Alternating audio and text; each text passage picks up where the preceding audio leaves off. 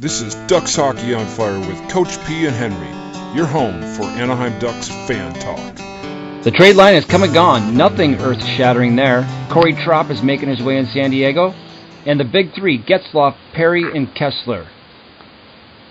Well, Henry, the trade deadline's come and gone, and I don't really feel like anything big has happened. Nope. It's kind of like I woke up on Christmas morning and Santa gave me a bunch of coal this morning. So it was quite a boring day, honestly. But a couple big trades, that had some significant players, and we'll see if they work. I like obviously Jerome McGinley going to LA today for a 4th round conditional pick in next year's draft. Ginla's 39 years old. He's questioning whether he's coming to the end of his career or not, and he wants to win. And he's a bona fide scorer in the league, but he's slowing down.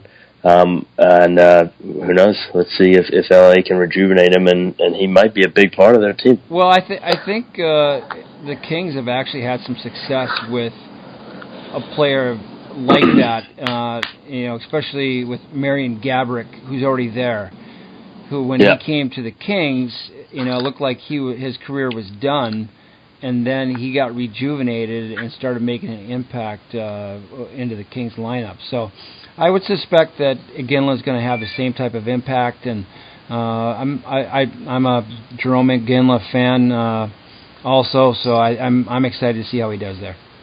Not too good though. Yeah, they first of all, they need to get in playoff position. So, with the Flames red hot right now, literally, it's trouble for the Kings. Another one, what do you think of Mark Streit? He had a funny day. We started the day in Philadelphia and ended the day in Pittsburgh, not too far away. So. Yeah, well, I'm a fan of his, but if I'm him, I'm thanking my lucky stars and to be going to a serious contender at this point, and he's gonna step in. He's gonna be a piece to their puzzle. I'll be interested to see where he fits in there. But a good move by Pittsburgh. There's no doubt about that. And the piece going back to Philly in the original trade is Val Filppula, who we all know is a veteran of the playoffs and a clutch player. Many years in Detroit, who was absolute clutch and the 7th conditional pick. So it's interesting to see Val Filppula go the other way too. So actually, two kind of head scratchers coming out of Tampa Bay with Bishop going to the Kings, and now Filppula ended up in Philadelphia. Which Filppula, you're spot on there. He is an impact player. He is a guy that gets it done in the clutch, and a very skilled hockey player, and he will be a help in Philly, that's for sure. Yeah, and I heard today that he had previously denied a trade to Toronto, where he would have joined Brian Boyle. So I don't know if there's any beef going on there, or he just didn't I had not heard Toronto. That's a good little. Yeah, it was on Twitter. It was going crazy about it earlier. So and then I guess staying in the Sunshine State, Thomas Vanek. Yep. Will be joining the Panthers. That's another interesting move. None of these deals were like crazy breaking, but they're interesting. Well, Vanek is a player who needs a new start someplace, and hopefully Florida will be a place where he can get in there. And they have some really great players there already. Of course, with Trocheck doing what he's doing this year, just having a breakout season. It's been real fun to watch him. And then, of course, Jaromir Jagr, who's finishing out his career and actually scored another goal the other night. So it'll be interesting to see how he... What are you talking about? He's got 10 more years left. He's an animal. Well, he'll be 55 in 10 years. Yeah. He's an unbelievable athlete. And, when they did the NHL... to the Road to the Winter Classic, when they followed Jagr, they made a point, to show his work ethic. He's the first guy on the ice, last guy off the ice. and last guy out of the rank every day, and that's what it takes when you're his age and you're still performing at 20 goals a year. It's crazy. So here we are, day 4 or 5 of the 5-day break for the Ducks. I don't know about you, but I'm ready for some hockey. I am. I'm so pumped for this game on Friday, especially, as we talked about on our last episode, the rejuvenation that needs to come out of this team with a positive outlook. Well, no better place to do it, no better time. At home Friday, and then the first of a 3-game home set. We need some points, and no better place to do it than the Honda Center in front of our own fans. Exactly right. We have a bunch of home games this month, and it's been kind of a staple of the Ducks in the last couple of years to make the Honda Center a tough place to come in and get some 2 points. So these are crucial games coming up, and really tough games too. And they're not games that we should take lightly and great test of hockey. So let's just talk about the couple of moves or happenings with the Anaheim Ducks. The Chicago Blackhawks trade forward Sam Carrick and forward Spencer Abbott to the Anaheim Ducks for forward Kenton Helgeson for a 7th-round pick in the 2019 draft. Thoughts? That trade, I was kind of bummed there was no trades today from Anaheim on the NHL level, but when I saw this one, I think we all just kind of looked at it and went, well, okay, whatever. It's an AHL deal. But there's some solid, good players to have in our system. I think we've had Helgeson on trade bait for quite a while now, just because our entire system is flooded with good young prospects, and kind of made him expensible. And then, of course, Joseph Cramarosa was picked up off of waivers by the Vancouver Canucks. Bummer. Of course, I hate to see players from our team go to players in our own division, but something needed to happen to make some room for Patrick Eaves. Both players were too Cramarosa was too much alike to Patrick Eaves for us to keep him around. So that one made a lot of sense for me. I liked his passion and what he did and how he got after the puck, but we definitely needed to make some room for Eaves.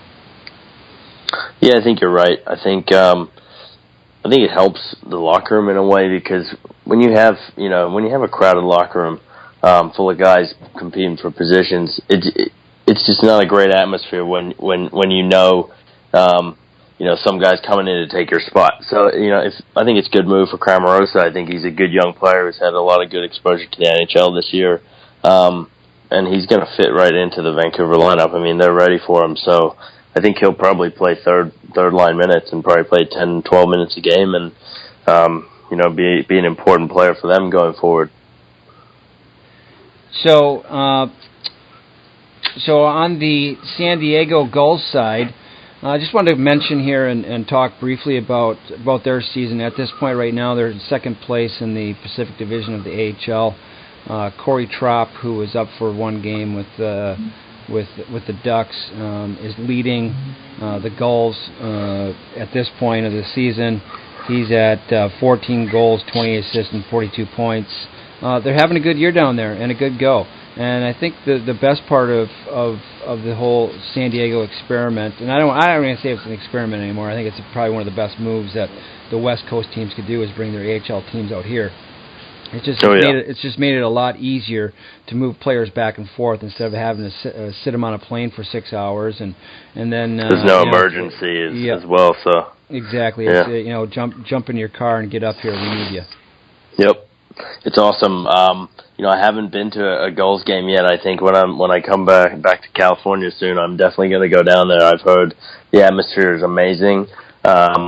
They get the crowds out every night, and they're a great team. The Ducks are full of amazing prospects, so it's really good to see that the AHL team is in the race, and I'm really looking forward to seeing them hopefully get into the playoffs. Well, with the likes of Kalle Kossela, Kevin Roy, Brandon Montour, players like that who are on the verge of making it to the NHL, having success in the AHL. I wanted to make a note, and of course we've heard this before. It's very difficult to make an NHL team, and then once you get there, is to stay there. There are so many players out there that are after your spot on a daily basis, and there's just no room for error. There's no room for a little mistake in a game. There's no room for a lack of effort in practice or a game. And if you do, you're sent back down, and somebody else will be brought up, and your spot will be gone. And it comes down to what have you done for me lately? And those players, they feel it, and they all want to get to the NHL, and some do, some don't. Some get a cup of coffee, some don't. So we're very fortunate to have a solid AHL affiliate in San Diego on a lot of different levels, but we also have some players down there that are looking to make our team here. Yeah, I agree. It's some guys only get one shot. They get called up once, and sometimes they never make it back to the NHL. So it's competitive, and it's great to see that in our system, because it just means that all of our players in the future, are going to come to this team ready to play some good hockey. Especially when players like Getzlaf and Perry sort of make their way to their elder years. Yeah, well, so let's segue right into that. Well, the big three, Getzlaf, Perry, and Kessler, they're going to have to get a lot of work done coming down the stretch to really solidify our chances to make a push into the playoffs. Those three players have been the heart and soul. Obviously, Getzlaf and Perry have been here for quite some time. Kessler coming in from Vancouver and really kind of making a name for himself again as a solid two-way performer. He gets it done offensively, he gets it done defensively, and something that maybe not a lot of people really understand is his ability in a face-off circle as a centerman is undeniable. He is top-notch in the defensive zone. When we need a face-off win, he is capable of going out there and making that happen. Yeah, all three of them are tremendous players, no doubt. And I think when we look at Getzlaf and Perry and Kessler, well, Kessler's had an amazing year, but Getzlaf and Perry, I think comparable to seasons past, is they're just not getting it done. Getzlaf's picking it up, but I think the bottom line with them is these guys they know how to win, and we need to see that from them coming out of this break. I think, a telling stat that really sticks out for Corey Perry is his career shooting percentage is around 13.1, so it is 13.1%. This season, he's at 6.4% shooting percentage, so the lowest he's ever been in his career. He has almost the same amount of shots he has as he did a season ago. So it's kind of worrying because he's getting chances, but he is not scoring. And when you talk about Kessler this year, he's sort of taken Perry's role on in a way. He's been tremendous for this team, and it's important that these three guys, really push this team forward. They're all capable hockey players, and they're all capable of being top-end players. They're number one forwards throughout the league on lots of different teams. Fortunately for us, we have all three of them on the same team. And I was joking about it this afternoon with some friends. Corey Perry is one of those players. Listen, he has so much skill and so much ability. Yeah, you want to know what? There's some times I think we all want to take a look at him and say we'd like to see a little bit more effort. But the fact is that Corey Perry can play 59 minutes and 50 seconds of a game and be invisible. But those 10 seconds, if you let him loose, he can win a hockey game for you. And that's a great point. As a coach, sometimes it can drive you nuts. But I think if you look at the big picture of it, to have a player, quick strike player like that can get the job done, and he's uncanny at getting goals or getting points at pivotal points of a game. So. He is what he is. I think from an assist category, he's having a solid year, 31 assists at this point. Yeah, he's doing great right now. 42 points. I could see him, start to break out at this point and really kind of make a push. It's been some years since he won the Hart Trophy or the and the Rocket Richard Trophy as well. 98 points back in 2010-11. Exactly. So he won both those awards in 10-11. But once again, I think, to keep those stats and those numbers going on a yearly basis, whether you're a great player or not, it's difficult to do, and we got to understand that as well, that there's going to be some ebbs and flows from season to season, depending upon injuries, line matchings, and all those types of things. So, listen, I think Coach Carlisle and the coaching staff have been trying to find the right combination for him, and I'll be interested to see how it pans out. If we find Nick Kerdiles who can step in on that line with him and Raquel, and really put a push on the right as of right now, that would be line number 3. Right. But that line number 3 could go against any line in the NHL. Yeah, and you see the teams that go deep in the playoffs, they have those lines, not their top 2 lines. They have those third and fourth lines that really, on any team, or a second line, or, maybe even a first. And, for example, the Penguins' third line last year is Bonino, Kessel, and Hagelin. And they're tremendous, and they pretty much won the Penguins the cup. So, if you can develop a line there like that, yeah. Boy, if only Hagelin could have done that in Anaheim. Well, listen, it depends. For some players, it's finding the right spot and being comfortable where you're at. And I think that Ryan Getzlaf was one of those players. I as our captain, I feel at times maybe he's a little too comfortable, but there's no doubt in my mind that from a hockey vision and a hockey IQ standpoint, there is not very many players in NHL that can even get in the same ballpark with Ryan Getzlaf. He sees the ice so well. He knows how to make things happen 5-on-5. He knows how to make things happen on the power play. And let's not forget that he is a dynamite penalty killer and gets the job done there. So he's logging a lot of minutes.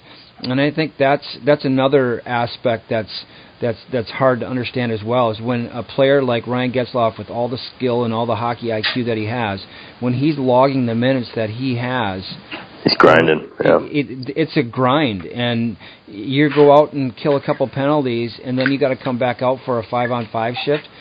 Sometimes the gas in the tank is not always there. Yeah, I agree. And with every year, the gas goes down a little bit. Well, unless you're Jaromir Jagr, of course.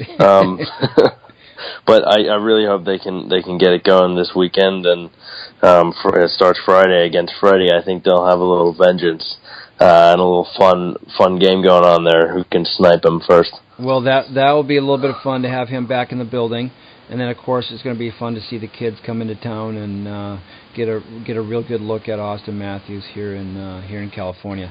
So let's just take a quick look around the league at this point right now. Tonight, the Lightning beat the Hurricanes 4-3 in overtime. Victor Hedman with 2 goals in the game winner.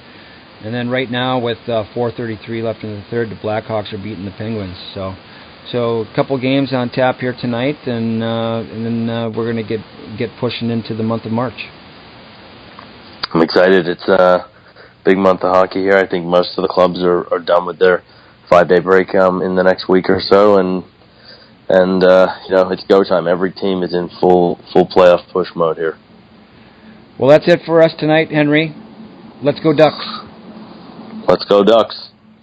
That's it for this week's edition of Ducks Hockey on Fire. Join us next week as we talk about the latest in Anaheim Ducks hockey.